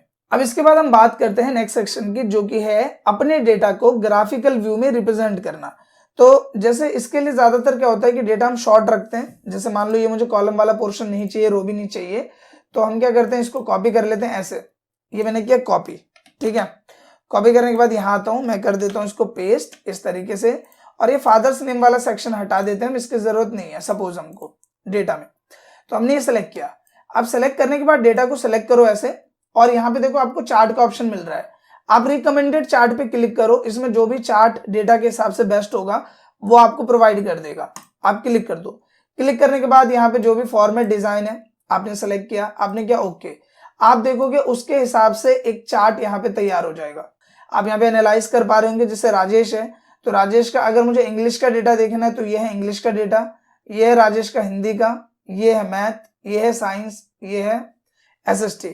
तो इस तरीके से यहाँ पे डेटा मुझे शो हो रहा है। अब SST भी ब्लू है और यहाँ पे इंग्लिश भी ब्लू है, तो आप SST को सिलेक्ट करो, यहाँ पे जाओ फॉर्मेट में और इसका कलर आप चेंज कर दो। सपोज हमने यहाँ पे ले लिया इसका कलर रेड, आपको इसका कलर चेंज करना, आपने इसका सिलेक्ट किया और आपने इसका कर दिया ग्रीन। इस तरीके से आपने इसको सिलेक्ट किया, इसका कलर आपको डार्क ब्लैक चाहिए, आपने कर दिया डार्क ब्लैक। तो कुल मिला के अगर आपको ऐसी जरूरत पड़ती है कि डेटा को आपको ग्राफिकल व्यू में रिप्रेजेंट करना है तो आप इस वे में इसे रिप्रेजेंट कर सकते हो चार्ट की मदद से। अब गाइस बात करते हैं नेक्स्ट टर्म की, जो कि है प्रिंट सेक्शन। और प्रिंट सेक्शन बहुत ही ज्यादा इंपॉर्टेंट है। क्यों इंपॉर्टेंट है? क्योंकि एक्सेल में जो भी डेटा आप प्रिपेयर कर रहे हो उस डेटा को आप प्रिंट करके हार्ड कॉपी में अपने क्लाइंट या फिर जो भी सीनियर सुपरवाइजर जो भी है उनको आपको देना पड़ेगा। और एक्सेल की शीट इतनी ज्यादा बड़ी है जिसमें डेटा तो हम बना लेते हैं और बनाने के बाद जब हम प्रिंट करते हैं तो उसका प्रिंट प्रॉपर वे में आता ही नहीं है और उसके बाद काफी ज्यादा दिक्कत होती है। एग्जाम्पल के लिए मैं आपको डेमो शो करता हूँ। अभी आप देख पा रहे होंगे कि मेरा डेटा यहाँ पे कहां से कहां तक है, एम्प्लॉय आईडी से लेके स्टेट सेल्स तक डेटा है। लेकिन अगर मैं इसको प्रिंट करूं, मैं फाइल में जाता हूं और मैं सिंपली इसको यहाँ प्रिंट पे क्लिक करता हूं, आप यहाँ पे नोटिस करो कि डेटा कहां तक आ रहा है, सिर्फ डिपार्टमेंट तक आ रहा है और उसके बाद का जो डेटा आ रहा है वो आ रहा है दूसरे पेज पे। तो कहीं ना कहीं अभी ये प्रॉपर तो प्रिंट नहीं हो पा रहा। तो यही एक दिक्कत है जो प्रिंट करते टाइम एक्सेल यूजर्स को बहुत ज्यादा आती है। अब इनमें क्या क्या चीजें हैं उन चीजों को समझते हैं। सबसे पहला टर्म ये जो पेज सेटअप आप देख रहे हो ये बहुत ही ज्यादा इंपॉर्टेंट है प्रिंट सेक्शन से रिलेटेड। और दूसरा टर्म होता है ये स्केल टू फिट। तो मैं इन सभी चीजों को आपको स्टेप बाय स्टेप समझाता हूँ। सबसे पहले यहाँ पे बात करते हैं मार्जिन की। अभी आप नोटिस करो कि यहाँ पे अगर मैं इसको ले लेता हूँ नॉर्मल लेआउट में, पेज लेआउट में मैंने लिया, तो पेज लेआउट में लेने के बाद ये है आपका पेज। और अगर आप इसके मार्जिन को नोटिस करो तो ये इतनी जगह इस पेज में छूटी हुई है, इतनी जगह क्या है इस पेज में छूटी हुई है। तो मार्जिन में जाएंगे और यहाँ जाने के बाद एक ऑप्शन है नैरो। मैं जैसे इस पे क्लिक करूंगा तो देखो अब इसमें मार्जिन पहले के मुकाबले कम हो गई और क्योंकि ये कम हो गई तो स्टेट वाला वहां से हट के यहाँ पे आ गया। इसके बाद अगर मान लो कि सिर्फ इतनी सी जगह ही रह रही है, मतलब आपको ऐसा लग रहा है सिर्फ एक कॉलम की बात है और यहाँ पे आपने जरूरत से ज्यादा स्पेस दिया हुआ है, जैसे सेल्समैन में स्पेस इसमें एक्स्ट्रा है, तो मैं यहाँ डबल टैप करूंगा तो ये कम हो गया, स्पेस इसमें कम हुआ तो ये ऑटोमेटिकली कहाँ आ गया, यहाँ पे आ गया। और अब अगर मैं इसको प्रिंट करने की कोशिश करूं, जैसे मैं यहाँ पे आता हूँ प्रिंट करता हूं, तो आप देखोगे पूरा डेटा अब यहाँ पे प्रिंट हो रहा है। ये हुआ पहला पोर्शन। दूसरा, इसको पहले जैसा हम नॉर्मल करते हैं, कंट्रोल Z करते हैं यहाँ पे। तो अभी हमने इसको पहले जैसा नॉर्मल किया, मैं दोबारा लेके आता हूँ आपको नॉर्मल लेआउट पे। अब यहाँ पे दो चीजें होती है, अगर आप पेज को नोटिस करो तो ये जो पेज का फॉर्मेट है ये है पोर्ट्रेट। कैसा फॉर्मेट है? पोर्ट्रेट। और यहाँ पे ओरिएंटेशन में पेज दो तरीके से होता है। ये जो अभी आपको खड़ा पेज दिख रहा है ये है पोर्ट्रेट, और इसी पेज को अगर हम टर्न कर दे तो ये बन जाता है लैंडस्केप, जो कि ड्राइंग शीट वगैरह जो पेज आप देखते हो उसको हम बोलते हैं लैंडस्केप। तो जैसे मैं लैंडस्केप करूंगा आप देखो कि आपके पेज का जो डिजाइन है वो यहाँ पे चेंज हो गया है। पहले लंबे फॉर्मेट में आ रहा था और अभी ये यहाँ पे वाइडर फॉर्मेट में आ रहा है। तो यही होता है ओरिएंटेशन। तो अब आप देखो जैसे इसकी विड्थ बढ़ गई तो ऑटोमेटिकली जो डेटा आ रहा था दूसरे पेज में वो शिफ्ट ऑन होके आ गया पहले पेज में, और हमें यहाँ पे किसी चीज को छोटा भी नहीं करना पड़ा। अगर मैं आपको शो करूं तो आप देखो यहाँ पे पहले हमने डेट को छोटा किया था, मार्जिन को कम किया था, तो अभी हमें किसी चीज को कम नहीं करना पड़ा। हमने क्या करा, पेज को हमने घुमा दिया, क्योंकि जो हमारा डेटा है वो वाइडर फॉर्मेट में ज्यादा है और लेंथ फॉर्मेट में कम है, तो वो डेटा इस हिसाब से हम प्रिंट आउट निकाल सकते हैं। तो ये टर्म भी आपको क्लियर हो गया होगा। इसके बाद तीसरा टर्म होता है साइज। अब ये भी इंपॉर्टेंट है। सबसे पहले तो इसको पोर्ट्रेट कर देते हैं पहले के जैसा। कई बार जब आप प्रिंट कर रहे हो तो आपको ध्यान रखना है कि आप जो पेज का साइज है वो जो सही ले रखा है या नहीं। नॉर्मल जो हम प्रिंट आउट निकालते हैं वो होता है A4 साइज पेपर, ये वाला, और बाय डिफॉल्ट जो एक्सेल में सिलेक्ट होता है वो होता है लेटर साइज। तो आपको हमेशा ध्यान रखना है कि आपको सिलेक्ट कौन सा करना है, A4 साइज। तो A4 साइज आप सेलेक्ट करोगे तो उसके हिसाब से प्रॉपर डेमोन्स्ट्रेशन में पेज आपका निकलेगा और आपका डेटा भी प्रॉपर वे में आएगा। इसके बाद यहाँ पे आ जाते हैं नेक्स्ट टर्म पे, जो कि है स्केल टू फिट।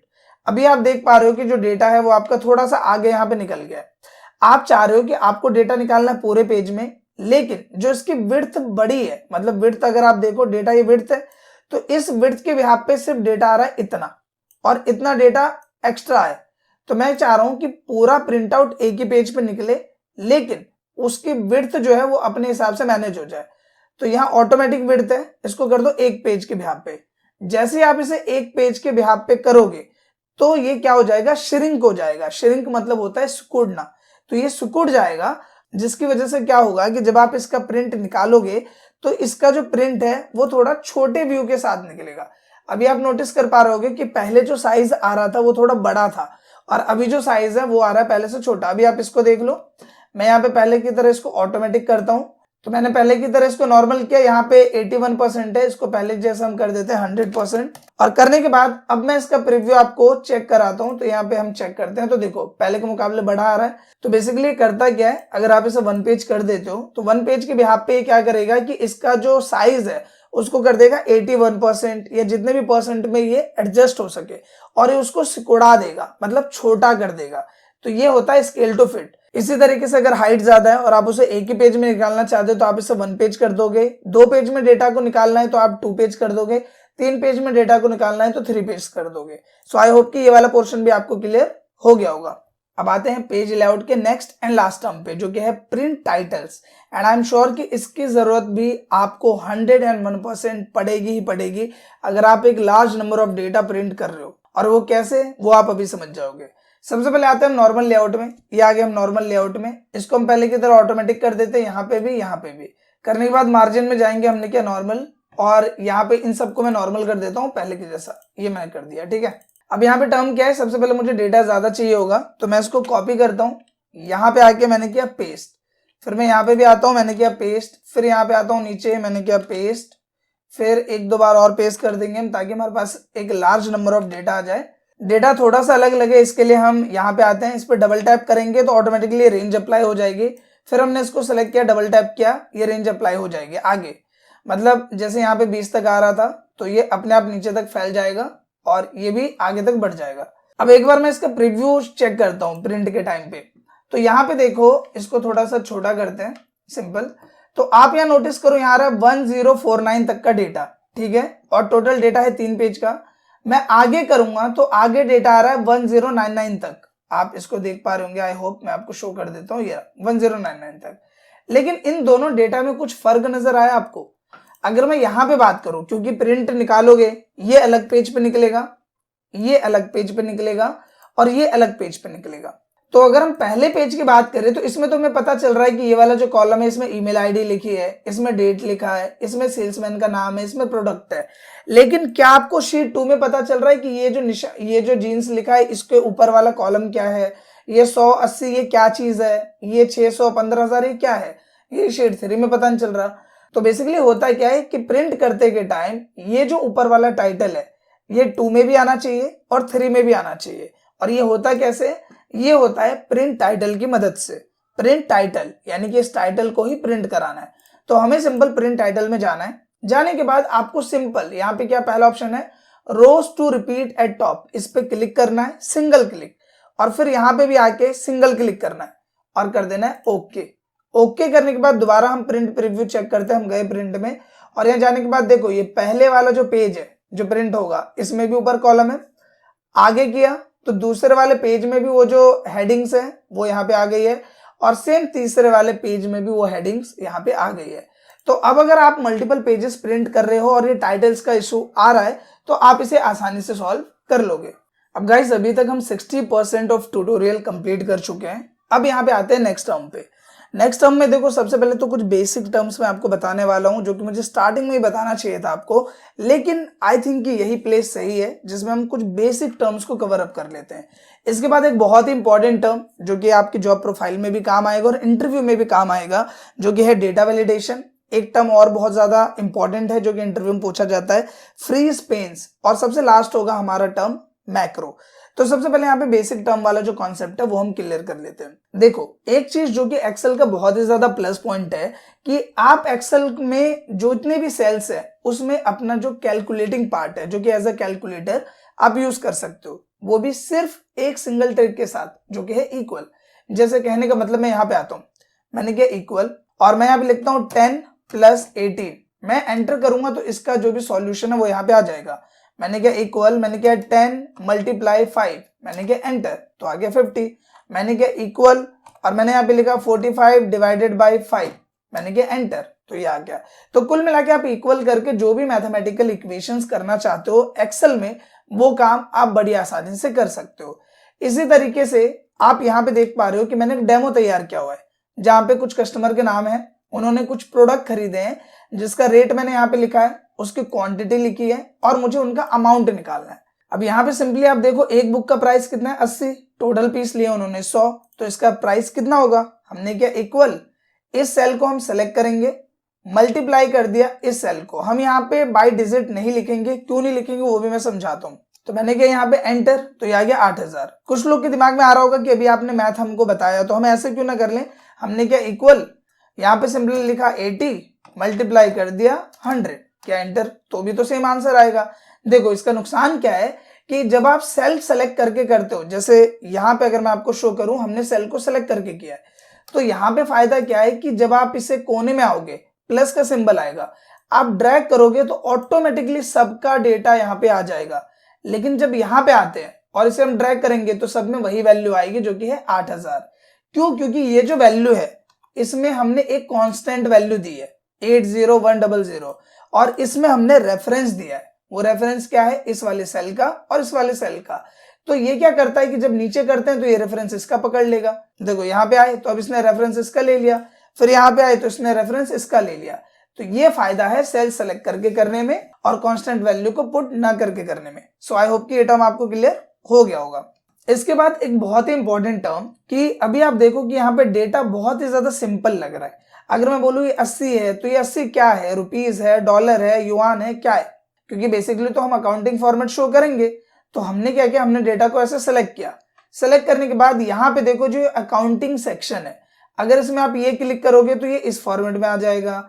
अगर आप इसे हटा देते हो, सपोज मैं यहाँ पे जनरल फॉर्मेट कर देता हूँ, मैंने किया जनरल, तो यहाँ पे आप देखो कि करेंसी का ऑप्शन है, आपने किए रुपीज, तो इस तरीके से रुपीज वाला फॉर्मेट आ गया। यहाँ पे अमाउंट है, इसको भी सिलेक्ट किया हमने। सिलेक्ट करने के बाद यहाँ पे गए, आपको डॉलर सेलेक्ट करना है, जो भी सिलेक्ट करना है, तो हम रुपीज सेलेक्ट करते हैं, वो आ जाएगा इस तरीके से। तो अभी आ रहा है बिल्कुल अच्छे फॉर्मेट में। अब यहाँ पे बात आती है क्वांटिटी की, ये जो क्वांटिटी 100 आपने लिखा है, ये पीसेस है, पैकेट है, बॉक्सेस है, ये है क्या। तो हम यहाँ पे बोल रहे हैं पीसेस। तो इसके लिए आपको करना क्या पड़ेगा, ज्यादातर लोग गलती क्या करते हैं कि वो यहाँ पे आएंगे और इस तरीके से लिख देंगे पीसेस। अब जैसे आप ये लिखोगे, आपने क्या एंटर, तो यहाँ पे आपको एरर मिल जाएगा। एरर क्यों मिला, क्योंकि देखो 80 और 100 को गुना करना मैथमेटिकल इक्वेशन है, लेकिन पीसेस को कैसे मल्टीप्लाई करोगे, वो तो अल्फाबेट है। तो इसके लिए एक ट्रिक होती है एक्सेल की, वो क्या होती है, आपको इस रेंज को सिलेक्ट करना है। सिलेक्ट करने के बाद नंबर सेक्शन में जाना है। जाने के बाद आप यहाँ पे सिंपल कस्टम में जाओगे और यहाँ जनरल को कट करोगे। कट करने के बाद आपको सबसे पहले लिखना है हैश। हैश लिखा जाता है जो भी 100, 300, 500 जो वैल्यू आपने लिखी है उसके लिए। उसके बाद स्पेस करना है और डबल क्वोट्स के अंदर जो भी प्रिंट करवाना है इसके साथ वो लिख दो। जैसे हमें प्रिंट कराना है पीसेस, हमने डबल क्वोट्स के अंदर ये लिखा और हमने किया ओके। और अब यहाँ पे वैल्यू भी आ गई और कोई एरर भी नहीं आया। सो आई होप कि ये टर्म भी आपको क्लियर हो गया होगा। इसके साथ ही अगर इसके डेसिमल वैल्यू आप हटाना चाहते हो तो यहाँ डिक्रीज डेसिमल कर दो, ये डेसिमल वैल्यू हट जाएगी। अगर आप ये रखना चाहते हो तो इंक्रीज डेसिमल कर दो, ये वैल्यू यहाँ पे रह जाएगी। सो आई होप कि जो नंबर सेक्शन है वो भी अब आपको क्लियर हो गया होगा। इसके साथ ही कुछ और भी ट्रिक है जो कि आप जान लो, आपके काम आएगी। सबसे पहले तो यहाँ पे अगर आप कभी भी सीरियल नंबर वगैरह लिख रहे हो, जैसे 1 से लेके 50 तक लिखना है, तो 1 लिखा 2 लिखा, दोनों को इस तरीके से हम सेलेक्ट करेंगे और यहाँ पे कॉर्नर में जाके इसे सेलेक्ट किया और इस तरीके से हमने कर दिया सिंपल ड्रैग। कहां तक करना है आपको सिंपल ड्रैग? 50 तक चाहिए तो आप 50 पे ले जाके छोड़ दो, ये 50 तक डेटा आ जाएगा। इसी तरीके से आपको 2 का टेबल लिखना है, हमने लिखा 2। अगला स्टेप क्या है उसका? 4। दोनों को किया सिलेक्ट और इस तरीके से हमने ड्रैग कर दिया कहां तक? 20 तक, तो ये आ जाएगा इस तरीके से। संडे मंडे चाहिए तो हमने लिखा सिंपल संडे। अगला स्टेप क्या है? मंडे। हमने लिखा संडे मंडे, दोनों को किया सिलेक्ट और इसको कर दिया इस तरीके से ड्रैग। तो जहां तक चाहिए वहां तक रखा और बाकी को कर दिया डिलीट। यही काम आप जनवरी फरवरी के साथ कर सकते हो और भी कोई टेबल्स है उनके साथ कर सकते हो। डेट वगैरह प्रिंट करानी है तो उनके साथ भी कर सकते हो। रेंज आपको ऐसे डालना है तो आप ऐसे भी डाल सकते हो। जैसे अगर मुझे यहाँ पे लिखना है जनवरी और यहाँ पे लिखना है फरवरी, तो यहाँ पे बेसिकली हमने वर्टिकल पोर्शन में डेटा को प्रिंट किया। आप चाहो तो हॉरिजॉन्टल पोर्शन में भी डेटा को प्रिंट कर सकते हो, जो कि ऑन स्क्रीन आप देख पा रहे हो इस तरीके से। तो यहाँ पे जो हमारा बेसिक कॉन्सेप्ट थोड़ा सा छूट गया था वो हमने कवर कर लिया। अब इसके बाद आते हैं नेक्स्ट टर्म पे जो कि है डेटा वैलिडेशन। और डेटा वैलिडेशन एक इंपॉर्टेंट टर्म है। क्यों इंपॉर्टेंट टर्म है ये भी आप अभी समझ जाओगे। सबसे पहले यहाँ पे आते हैं डेटा टैब में और यहाँ पे आते हैं डेटा वैलिडेशन में। आप इस डेटा वैलिडेशन पे क्लिक करोगे तो आपको मल्टीपल ऑप्शंस मिलेंगे जो कि आपको कंफ्यूज भी करेंगे। तो सबसे पहले हमें करना क्या है, अभी मैं आपको एक डेमो शो करता हूँ। जैसे ये डेटा को मैंने कॉपी किया और कॉपी करके मैं इस वाले शीट पे इस डेटा को रख लेता हूँ। ठीक है, यहाँ पे आता हूँ, इसको कॉपी किया और यहाँ पे मैंने इसको रख लिया। अब सपोज मुझे एक ड्रॉप डाउन मेन्यू क्रिएट करना है जिसमें क्या हो कि मैं यहाँ पे आऊँ तो मुझे एक ड्रॉप डाउन मेन्यू दिख जाए book, pencil, pen, eraser select करने के लिए। तो वो काम कर सकते हो आप डेटा वैलिडेशन से। कैसे? तो सबसे पहले तो मैं क्या करता हूँ, यहाँ पे आऊंगा, आने के बाद डेटा वैलिडेशन पे क्लिक करूंगा। एनी वैल्यू में जाके आपको क्लिक करना है लिस्ट पे। यहाँ जाने के बाद सोर्स का ऑप्शन है, इसमें जाओ और जाने के बाद सिंपल जो बैकअप हमने बनाया था रेंज का उसको हम सेलेक्ट करेंगे और कर देंगे ओके। अब यहाँ पे मैं आता हूँ और इसको कर देता हूँ ड्रैग। ठीक है, पूरे को मैं करता हूँ यहाँ पे डिलीट। ठीक है, अब यहाँ पे देखो बुक का ऑप्शन आ रहा है, मैं यहाँ पे आता हूँ, ड्रॉप डाउन मेन्यू मिला, क्या सिलेक्ट करना चाहते हो आप? Eraser, sharpener, notebook. हमने कर लिया सिलेक्ट। हम यहाँ पे आते हैं, मुझे सिलेक्ट करना है यहाँ पे नोटबुक, यहाँ पे आए मुझे सिलेक्ट करना है यहाँ पे पेन, यहाँ पे सिलेक्ट करना है पेंसिल, यहाँ पे सिलेक्ट करना है मुझे शॉर्पनर। तो इस तरीके से आप डेटा वैलिडेशन का यूज यहाँ पे कर सकते हो। दूसरा यूज है यहाँ पे रिस्ट्रिक्शन लगाने के लिए। कहने का मतलब जैसे यहीं पे आता हूं मैं, राइट क्लिक करते हैं, इंसर्ट में जाते हैं और एक कॉलम को इंसर्ट कर लेते हैं और मैं यहाँ पे कस्टमर के मोबाइल नंबर डाल रहा हूँ। ठीक है, अब मैं ये कह रहा हूं कि जो भी नंबर आप डालोगे वो 10 डिजिट से ज्यादा नहीं होना चाहिए। जैसा कि एक रूल है कि 10 डिजिट का ही मोबाइल नंबर होता है। तो अब वो कैसे होगा? तो आप यहाँ डेटा वैलिडेशन में जाओ और जाने के बाद यहाँ पे आपको सिंपली एक ऑप्शन मिलेगा जो कि है टेक्स्ट लेंथ का। आप इस पे क्लिक करो। तो मैंने बोला है मिनिमम भी 10 नंबर होने चाहिए और मैक्सिमम भी 10 नंबर होने चाहिए। हमने किया ओके और मैं इसको कर दे रहा हूं ड्रैग इस तरीके से। यहां पे आता हूं मैं और मैंने यहाँ पे लिखा 9716523562। तो ये एक्सेप्ट कर लेगा।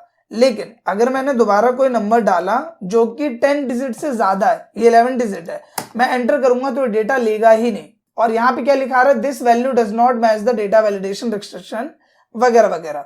हम चाह रहे हैं हमारे हिसाब से मैसेज आए कि भैया नंबर सही सा लिख लो आप। तो हम क्या करेंगे, दोबारा आएंगे इसी में डेटा वैलिडेशन में जाएंगे और यहाँ पे हम मैसेज जो प्रिंट कराना चाह रहे हैं एरर अलर्ट में हम यहाँ पे जाएंगे और हम बोलेंगे कि इनवैलिड नंबर और यहाँ पे हमने मैसेज दे दिया प्लीज इंसर्ट राइट नंबर। इस तरीके से हमने डाला, हमने क्या ओके, इसको कर देंगे ड्रैग। अब यहाँ पे सिंपली मैं क्या करता हूं, मैं यहाँ पे आता हूं और मैं कोई नंबर डाल के देखता हूं 10 डिजिट से ज्यादा का। तो यहाँ पे क्या आ रहा है, invalid number please insert right number. तो इस तरीके से अगर आपको रिस्ट्रिक्शन लगाना है तो उसके लिए भी आप डेटा वैलिडेशन का यूज कर सकते हो। इसमें आपको मल्टीपल ऑप्शंस मिलते हैं, जैसे अभी मैंने टेक्स्ट लेंथ पे लगाया, आपको टाइम पे लगाना है, डेट पे लगाना है, डेसिमल पे लगाना है, तो वो आप लगा सकते हो। बहुत ही ईजी है, आप करोगे तो आप इसे समझ जाओगे, कुछ भी बिग स्टफ नहीं है। अब आते हैं नेक्स्ट टर्म पे, जो कि है फ्रीज पेन, और ये बहुत ही ज्यादा इंपॉर्टेंट टर्म है और इंटरव्यू में देख लेना, ये आपसे जरूर पूछेगा अगर आपको लास्ट डेटा के ऊपर क्वेश्चन किया जा रहा है तो। देखो अभी क्या है कि मुझे ऊपर दिख रहा है कि एम्प्लॉय आईडी है, डेट है, सेल्समैन है, प्रोडक्ट है, दिख रहा है, लेकिन जब मैं नीचे करता हूँ और डेटा देखने के लिए तो ऊपर वाला सेक्शन हट गया। तो बेसिकली होता क्या है कि इसको हमें फ्रीज करना पड़ता है ताकि हम जितने भी नीचे जाएं ऊपर वाला जो रो है वो वहीं पे रहे। तो इसके लिए क्या करना है, आपको यहाँ पे आना है ऊपर वाले सेक्शन में, और आने के बाद यहाँ पे जाना है सिंपल व्यू टैब में, ये रहा व्यू टैब, इसमें जाएंगे। जाने के बाद यहाँ पे आपको ऑप्शन मिलेगा फ्रीज पेन्स का, इस पे जाओ और यहाँ पे सेलेक्ट करो फ्रीज टॉप रो, आपने कर दिया। अब आप नीचे आओगे तो देखो डेटा तो नीचे आ रहा है, लेकिन क्या आपका रो कहीं पे जा रहा है? नहीं जा रहा है, क्योंकि हमने उसे क्या कर दिया है, फ्रीज कर दिया है। तो ये बहुत ही इंपॉर्टेंट एंड पावरफुल टूल होता है जो कि इंटरव्यू में भी आपसे पूछा जा सकता है। अब इसको हम पहले की तरह नॉर्मल कर देते हैं, तो अनफ्रीज पेन पे हमने क्लिक किया, अब ये पहले की तरह हो गया। अब इसके बाद जो हमारा लास्ट टर्म है वो है मैक्रो, और मैक्रो अगर आप एक्सेल यूजर हो तो आपको पता होगा कि मैक्रो कितना ज्यादा इंपॉर्टेंट है। फिलहाल इस वीडियो में मैक्रो का मैं आपको बेसिक यूज बताने वाला हूं। अगर इसके बारे में बहुत डिटेल में पढ़ना चाहते हो बड़े प्रैक्टिकल के साथ, तो प्लेलिस्ट में इससे रिलेटेड वीडियो अवेलेबल है। फिलहाल क्योंकि आप बिगिनर्स हो तो बिगिनर के बिहाफ पे मैक्रो का क्या यूज होता है वो मैं आपको क्लियर करता हूं। देखो मैक्रो का यूज होता है स्टेप्स को रिकॉर्ड करने के लिए, और इसकी जरूरत इसलिए ज्यादा पड़ती है क्योंकि हर एक काम के लिए फॉर्मूला नहीं बनाया जा सकता। मान लो आपके दिमाग में कोई क्रिएटिविटी है कि मैं ये चाह रहा हूं कि एक शीट है, सपोज ये वाली शीट है, इस शीट में क्या हो कि मैं कोई भी 4 लोगों का डेटा डाल रहा हूं, जैसे मैंने राजेश लिखा, ग्रोसरी लिखा, उत्तर प्रदेश लिखा, ये लिखा, उसके बाद ये सब कुछ अपने आप कॉपी हो जाए और फिर अपने आप यहाँ पे प्रिंट हो जाए। तो ऐसा अगर मुझे कुछ काम करना है, मतलब जिसमें मुझे अलग अलग स्टेप करना पड़ रहा है, कभी ये सेलेक्ट करना है, कभी ये सेलेक्ट करना है, वो सब कुछ रिकॉर्ड हो और एक बटन दबाने से वो सब कुछ अप्लाई हो जाए, तो वो काम कर सकते हो आप मैक्रो से। तो मैक्रो का सिंपल यूज है आपके स्टेप्स को रिकॉर्ड करना। क्या करना? आपके स्टेप्स को रिकॉर्ड करना, जिसका एक छोटा सा एग्जाम्पल दे रहा हूं मैं आपको, जिससे आप इसे समझ जाओगे कि इसका रोल प्ले क्या है। और जब आप प्रैक्टिकल बड़े लेवल पे करोगे, बड़े मतलब एडवांस लेवल जॉब के लिए जाओगे, तो उसके हिसाब से प्रैक्टिकल्स आपको मिलते रहेंगे। जैसे ऑटोमेटिक डेटा एंट्री सॉफ्टवेयर जो बनाया जाता है उसके लिए भी इसका यूज किया जाता है मैक्रो का। इसके अलावा कई जगह पे डेटा हमें रिट्रीव करना है तो वहां पे भी मैक्रो का यूज होता है। तो फिलहाल आप इसका बेसिक टर्म समझो, उसके बाद एडवांस लेवल किसी और वीडियो में। तो सबसे पहले तो आपको यहाँ पे एक डेवलपर टैब मिलता है। अगर आपके एक्सेल में डेवलपर टैब ऑन नहीं है तो वो कैसे ऑन करोगे वो मैं आपको बता देता हूँ। आप ऊपर में customize quick access toolbar देखते हो, इस पे क्लिक करो। क्लिक करने के बाद आपको ऑप्शन मिलेगा मोर कमांड्स का, इसमें जाना है और जाने के बाद यहाँ ऑप्शन मिलता है कस्टमाइज रिबन, इस पे क्लिक करना है। क्लिक करने के बाद अभी आप देखो डेवलपर टैब मेरा जो है वो यहाँ पे चूज है। अगर ये सिलेक्टेड नहीं है तो आप इसको सेलेक्ट कर देना और ओके कर देना, तो ये आ जाएगा। फिलहाल आते हैं डेवलपर टैब पे, तो यहाँ पे आपको ऑप्शन मिलता है रिकॉर्ड मैक्रो का। अब मुझे यहाँ पे क्या रिकॉर्ड करना है, तो सिंपली अगर हम सिर्फ इसी डेटा के बिहाफ पे बात करें तो मान लो कि ऐसा डेटा हमारे पास 4-5 जगह है, या फिर हम क्या करते हैं इसी की कॉपी क्रिएट कर लेते हैं। तो जब आप इस शीट पे राइट क्लिक करोगे तो आपको ऑप्शन मिलेगा मूव और कॉपी का, हम इस पे जाते हैं। जाने के बाद हमने किया क्रिएट अ कॉपी और हमने किया ओके, ठीक है। तो अब हमारे पास 2 शीट है, हमने बोला यहाँ पे डेटा 1, इसका नाम चेंज कर देंगे। कैसे कर रहा हूँ मैं नाम चेंज? डबल टैप करके। तो मैं शीट 2 पे आया, माउस से डबल टैप किया, शीट सेलेक्ट, यहाँ पे हमने लिख दिया डेटा 2, ठीक है। दोनों को पास में रख लेते हैं, यहाँ पे ले आते हैं, नॉर्मली सेलेक्ट किया और उठा के यहाँ रख दिया। अब यहाँ पे मैं क्या चाह रहा हूँ कि इसमें मैं कोई एडिटिंग अप्लाई करूँ और सेम मैं उसका एक शॉर्टकट बना लेता हूँ, वही एडिटिंग मैं अप्लाई कर दूंगा दूसरे पे। तो अब ये सारा कुछ करेंगे कैसे, ये हम करेंगे अपने स्टेप्स को रिकॉर्ड करके। तो सिंपल करना क्या है, देखो सबसे पहले हमें करना क्या है, यहाँ पे देखो ऑप्शन मिलता है आपको रिकॉर्ड मैक्रो का, आप इस पे क्लिक करोगे। क्लिक करने के बाद कुछ ऐसा डायलॉग बॉक्स आएगा, कुछ भी नाम लिख सकते हो आप, मैक्रो 1, मैक्रो 2, राहुल, राज, अमित, सोनू, जो भी लिखना है आप लिख सकते हो। इसके बाद आपको एक शॉर्टकट की क्रिएट करनी होगी, जिसे क्लिक करने पे आपके सारे स्टेप्स एक ही बार में अप्लाई हो जाए। तो यहाँ पे मैं बना लेता हूँ कंट्रोल शिफ्ट के। अब मैं कंट्रोल शिफ्ट के क्यों बना रहा हूँ, एक्सेल में कई ऐसे शॉर्टकट है जिनका ऑलरेडी कुछ ना कुछ मतलब है, जैसे कंट्रोल सी से कॉपी होता है, कंट्रोल वी से पेस्ट होता है। तो मुझे एक ऐसा शॉर्टकट बनाना है जिसका कुछ और यूज ना हो, इसलिए मैंने कंट्रोल शिफ्ट के यहाँ पे बना लिया। मैंने किया ओके। जैसे मैं ओके करूंगा देखो रिकॉर्डिंग स्टार्ट हो गई है।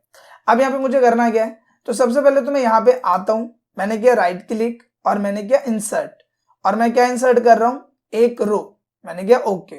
करने के बाद मैंने इसको किया इस तरीके से ड्रैग, ठीक है।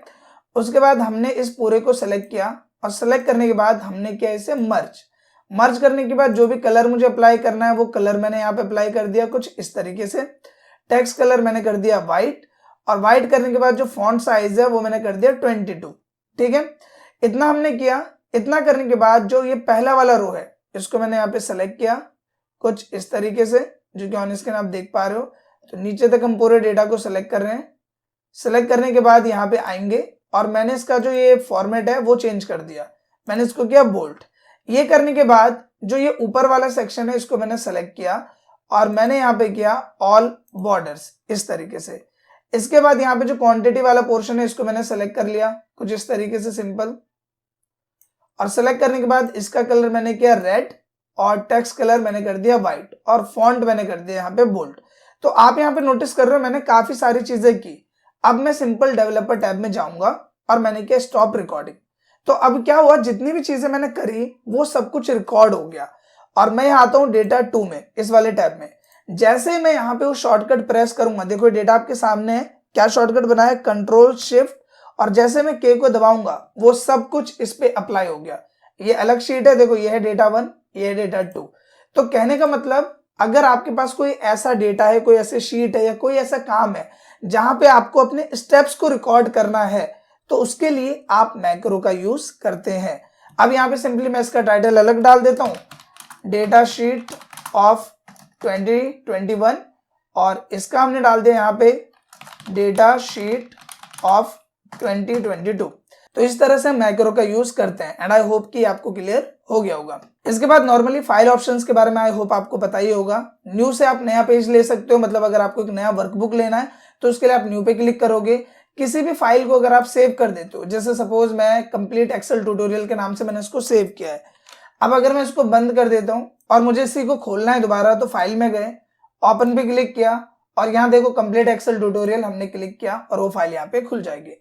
इसके बाद नॉर्मली सेव एज, जिसकी मदद से आप अपने फाइल को सेव कर सकते हो, और प्रिंट से आप नॉर्मली उसका प्रिंट आउट निकाल सकते हो। प्रिंट के टाइम किन बातों का ध्यान रखना चाहिए वो मैं आपको बता चुका हूँ, सो आई होप कि वो दिक्कत आपको नहीं आएगी। सो गाइज नॉर्मली अगर आप एक फ्रेश एक्सेल यूजर हो, अगर आपको डेटा एंट्री की जॉब मिल रही है, एक्सेल ऑपरेटर की जॉब मिल रही है, आपको वैकेंट में काम मिल रहा है, तो इस ट्यूटोरियल के बाद ऐसा कोई काम नहीं है कि आप उस क्राइटेरिया में, उस वर्क क्राइटेरिया में ना कर पाओ। आशा करता हूं दोस्तों ये पूरा ट्यूटोरियल आपको पसंद आया होगा। अगर ये वीडियो आपको अच्छा लगा है तो प्लीज थोड़ा सा सपोर्ट दिखाइए, वीडियो को लाइक कीजिए, शेयर कीजिए और एक कमेंट करके अपना फीडबैक जरूर दीजिए। Thank you.